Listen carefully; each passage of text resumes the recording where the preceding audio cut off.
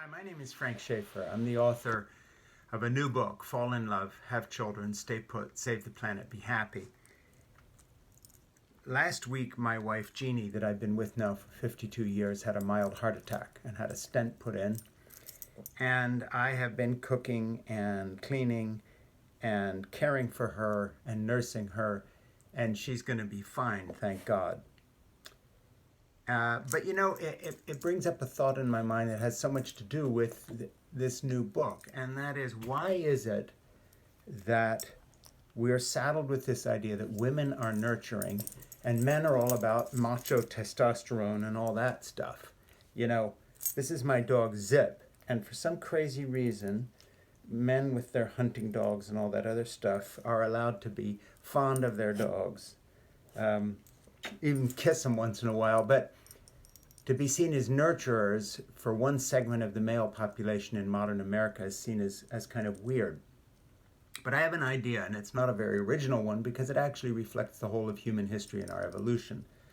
How about we men step up and become full-time nurturers along with women who are full-time nurturers, instead of asking women to join the male club and pretend they don't have families and wait until they're in their 40s to have IVF treatment so they can have a baby, having been forced to put career ahead of everything else in order to get ahead.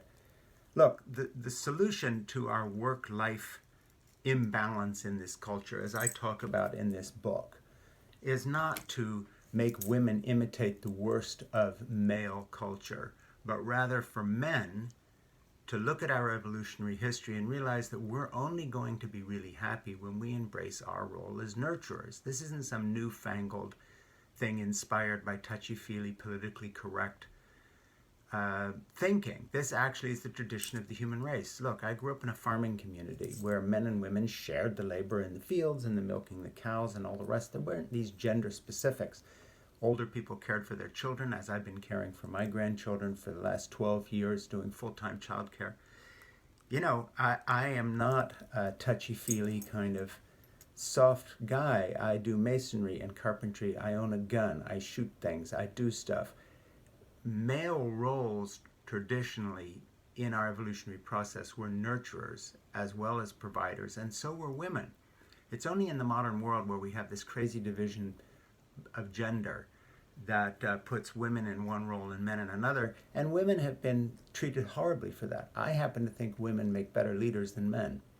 I happen to think that feminism is an evolutionary step, and that it's like having an opposable thumb, or when we stood up on our hind legs and walked upright, that the next step in human development is to embrace a true egalitarian society that's going to be as equally good for men as for women. So my intense week of nursing of my wife after her mild heart attack and the stent going in, and my joy at her recovery, and the fact that I'm cooking and cleaning and doing stuff, this is not new things for me. I do all the cooking in our house.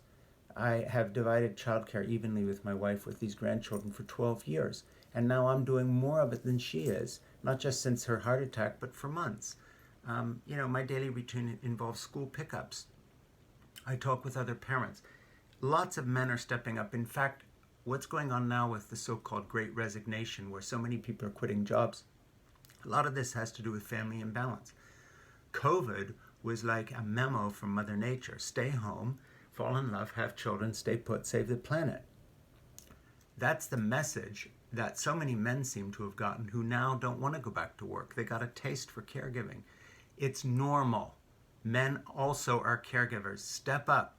You'll find the greatest pleasure in life is not your career or your job title, but the quality of your human relationships. And please help me out. Order my new book. It's out. Thank you.